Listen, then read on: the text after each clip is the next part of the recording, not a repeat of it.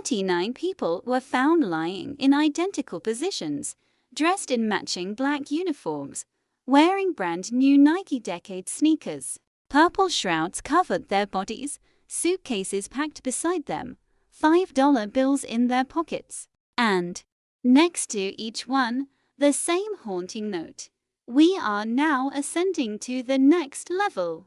This mass suicide in 1997 wasn't just a tragedy, it was the internet's first digital cult catastrophe. What you're looking at is the Heaven's Gate website, still active today, 26 years after every member died. Someone is still maintaining it, still responding to emails, still recruiting. But who and how did a small group of believers become the internet's most infamous digital cult? Today, we're diving deep into the story of Heaven's Gate, not just as a cult, but as the blueprint for how technology can transform belief systems and create new forms of digital manipulation. The story begins with two of the most unlikely cult leaders in history. Marshall Applewhite was a failed music professor from Texas with operatic voice and repressed sexuality. Bonnie Nettles was a nurse from Houston with an obsession for astrology and metaphysics. When they met in a psychiatric hospital in 1972, Applewhite as a patient struggling with his homosexuality, Nettles as a visitor, neither could have imagined they would create one of the most sophisticated religious movements of the digital age. But something clicked between them immediately. Nettles convinced Applewhite that they were sent from the kingdom of heaven to prepare humanity for the next phase of evolution. They weren't just Marshall Applewhite and Bonnie Nettles anymore. They were the two witnesses prophesied in the Book of Revelation. They were Bo and Peep. Later, they would become Do and Ti, like the musical notes, ascending the scale toward perfection. What made them different from traditional cult leaders was their method. Instead of building compounds or taking over existing communities, they decided to use the emerging technology of the 1970s and 80s to spread their message. They placed mysterious ads in newspapers: UFOs, why they are here, who they have come for, when they will leave. By the early 1990s, something revolutionary was happening. The internet was becoming accessible to ordinary people, and Do and Ti, now just Do, after Ti's death from cancer in 1985, saw an opportunity that no religious leader had seen before. They established one of the first religious websites in 1996, heavensgate.com. But this wasn't just a simple homepage. It was a sophisticated digital ministry complete with streaming videos, detailed philosophical texts, and interactive recruitment tools. While other religious groups were still printing pamphlets, Heaven's Gate was conducting live video conferences and maintaining email correspondence with potential recruits worldwide. The website revealed their core belief: humans were merely containers for souls, and those souls could evolve to the next level by abandoning their human vehicles and joining the kingdom of heaven. But here's what made it distinctly digital age thinking. They believed their physical bodies were like outdated software that needed to be upgraded. Do preached that just as computers could be upgraded to newer operating systems, human consciousness could be uploaded to a higher dimensional reality. The language they used was deliberately technological, downloading information from the next level, interfacing with higher beings, and preparing for the ultimate system upgrade. In 1996, amateur astronomers discovered Hale-Bopp, what would become one of the brightest comets of the 20th century. For most people, it was a beautiful celestial event.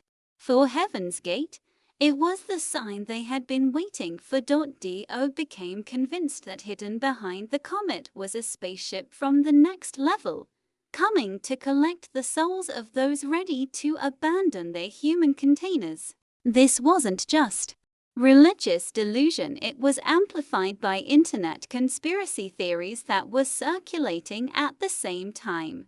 Photos allegedly showing a companion object behind Hale-Bopp spread through early online forums, giving Do's beliefs a veneer of scientific credibility. The group's final videos, recorded in early 1997, show Do and his followers explaining their decision with an eerie calmness. They spoke about shedding their containers and graduating from the human kingdom as if they were discussing a career change. The language was sanitized, technological, almost corporate, but behind this digital age, spirituality was a traditional cult psychology, complete isolation from family, surrender of personal possessions, and total dependence on the leader's interpretation of reality. The internet had simply given these ancient manipulation tactics a modern interface. March 26, 1997. As Hale-Bopp reached its closest approach to Earth, 39 members of Heaven's Gate enacted their final ritual. They consumed a lethal mixture of phenobarbital and vodka, put plastic bags over their heads, and lay down in bunk beds arranged throughout their rented mansion in Rancho Santa Fe, California. But even their suicide was conducted with technological precision. They died in 3 groups over 3 days, with some members helping others before taking their own lives. Each wore identical black uniforms and Nike Decade sneakers, the same model throughout, as if death required a uniform dress code. They carried identification, quarters for phone calls, and that $5 bill like they were preparing for a business trip to eternity. The discovery shocked the world, but what was equally shocking was how the internet reacted. Heaven's Gate had become the first cult to be documented, analyzed, and memorialized entirely online. Their website became a digital shrine, their videos went viral before viral was even a term, and their story spread across the early internet faster than any traditional media could follow. This wasn't just a tragedy, it was a preview of how digital age beliefs could lead to real-world consequences. The internet had allowed a small group in California to develop an isolated worldview, reinforced by online conspiracy theories and digital echo chambers. Here's where the story becomes truly unsettling. 26 years later, heavensgate.com is still active, still maintained, still recruiting someone we don't know who continues to pay for the hosting, update the content, and respond to emails. The site receives thousands of visitors monthly, and according to Internet Archives, it's been continuously maintained since 1997. Whoever is running it claims to be carrying out Do's final instructions to keep the message available for those who are ready. This raises disturbing questions about digital legacy and online manipulation. In the physical world, when a cult leader dies, their movement usually dies with them. But online, beliefs can become immortal. Digital artifacts can continue recruiting, influencing, and spreading dangerous ideas long after their creators are gone.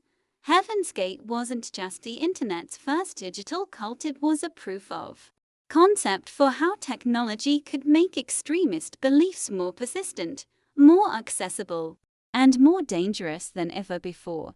The Heaven's Gate tragedy teaches us something crucial about our digital age.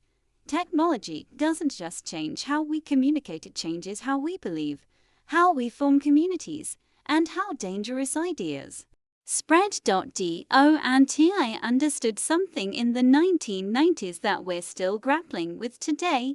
The internet doesn't just connect people to information, it connects them to new forms of reality. When people spend enough time in digital echo chambers, online beliefs can become more real than physical facts. 26 years later, as we deal with online radicalization, digital conspiracy theories, and social media-driven extremism, Heaven's Gate looks less like an isolated tragedy and more like an early warning system, we failed to heed. The next time you see a website that seems too persistent, an online community that seems too isolated, or a digital belief system that promises to upgrade human consciousness, remember, someone is still maintaining heavensgate.com, still waiting for new recruits to discover the message. The question isn't whether digital cults will emerge again. The question is, are we ready to recognize them when they do? What do you think? Have we learned enough from Heaven's Gate to prevent digital age cults? Or are we more vulnerable than ever? Let me know in the comments below. If you found this analysis valuable, consider subscribing for more deep dives into the intersection of technology, belief, and human behavior. And remember, question everything, especially online.